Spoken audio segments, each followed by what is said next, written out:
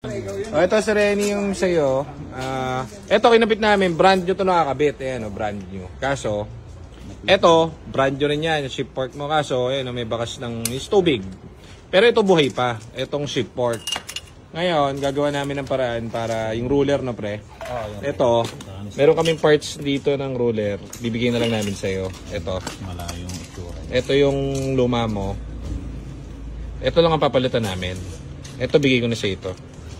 Yan. Para hindi ka na bibili ship fork. Kasi bago naman to ship fork eh. Ang problema, ito yung clutch mo.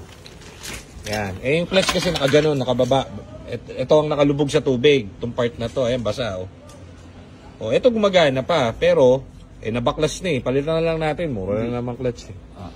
Working naman to pero ayan, tignan mo. Kinain na ng kalawang.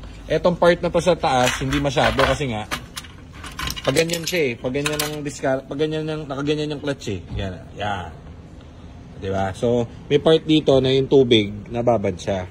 So, advice ng mechanic natin, palitan na natin tong clutch. Pero ito buhay. Itong ship port. Yan.